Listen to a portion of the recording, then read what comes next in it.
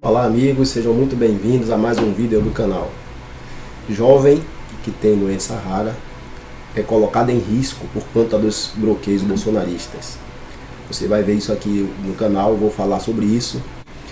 Antes de falar da notícia sobre a jovem que estava em risco, se inscreva no canal, compartilhe, para que mais pessoas vejam, tenham acesso ao canal aqui, que eu trago sempre notícias importantes.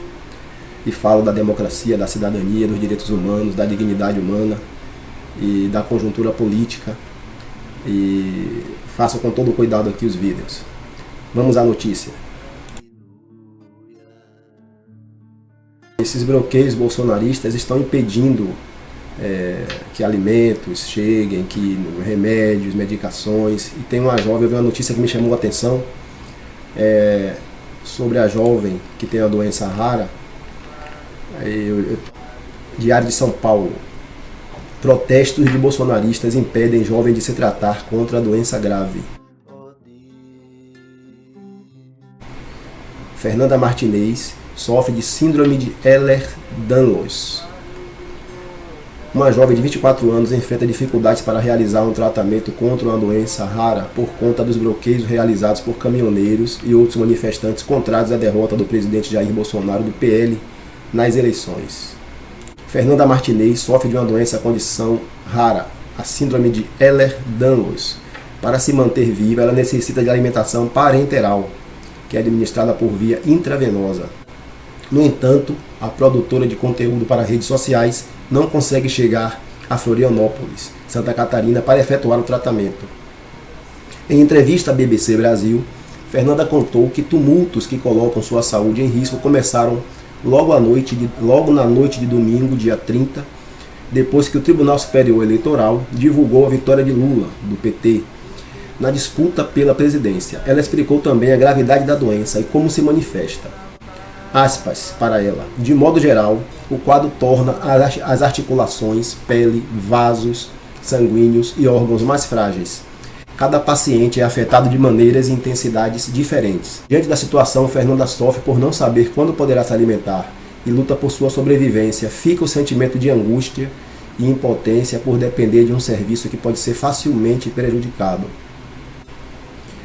Por não sabermos quando ou se chegará e por não conseguirmos fazer muita coisa em relação a isso.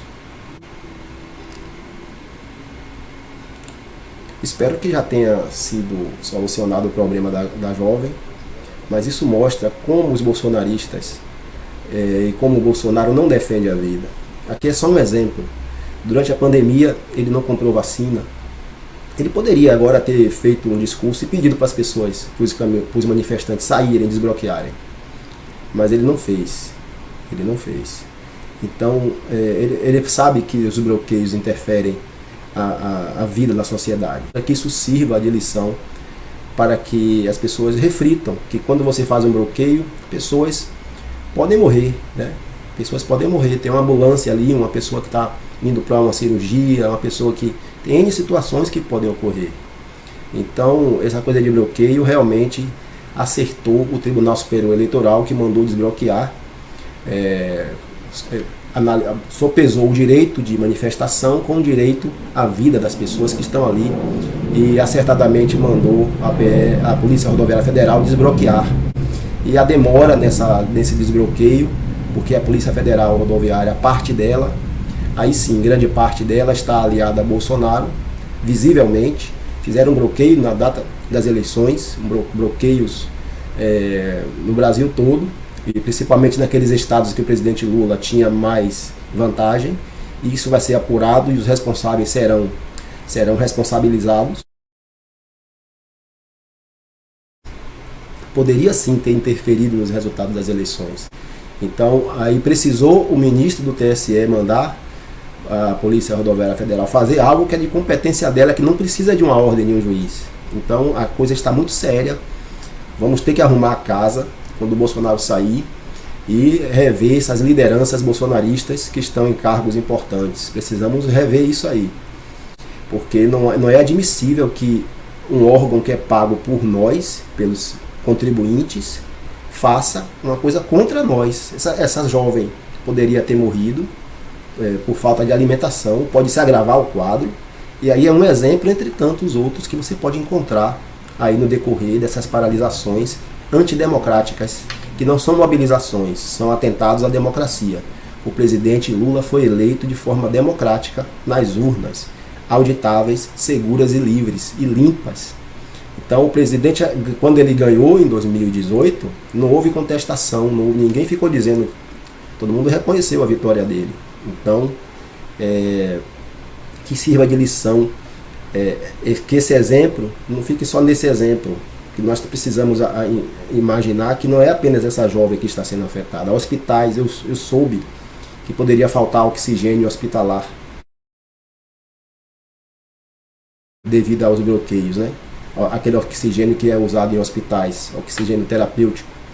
Não bastasse ter faltado oxigênio terapêutico na pandemia, que o presidente ignorou e mandou cloroquina, e só mandou oxigênio porque teve uma ordem judicial para que ele mandasse. E aí 51 pessoas morreram naquela ocasião. Eu falei aqui no canal, tem diversos vídeos falando sobre isso. Além disso, a atuação dele na pandemia, deixou de comprar vacina, desdenhando da gravidade do vírus, o vírus dizendo que era uma gripezinha, influenciando os apoiadores que acreditam em tudo o que ele fala e contribuindo com a propagação da pandemia, em vez de contribuir com a contenção do vírus gravíssimo, que o vírus mata. O vírus não é um vírus que a pessoa apenas adoece, é um vírus que mata. Então isso tem que ficar bem claro, isso tem que ser esclarecido, isso tem que ser falado e não deixar cair no esquecimento. A CPI da pandemia acusou o presidente Bolsonaro de 9 crimes, entre eles esse de propagação de vírus patogênicos durante a pandemia.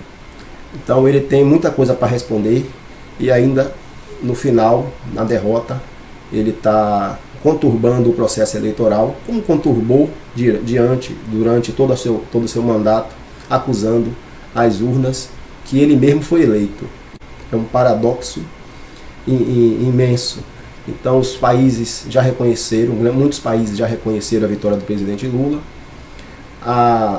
Os observadores já identificaram que a Polícia Rodoviária Federal atuou de forma ilegal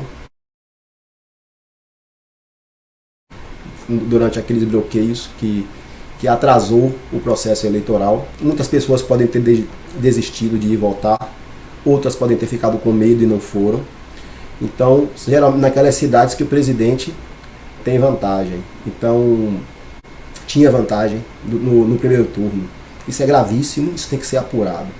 E com relação a esses bloqueios, ainda há pouco vi que ainda tem muitos bloqueios. A Polícia Rodoviária Federal está lenta para dispersar esses bloqueios. Houve pedido também das polícias militares, aos comandantes das polícias militares, para que atuassem.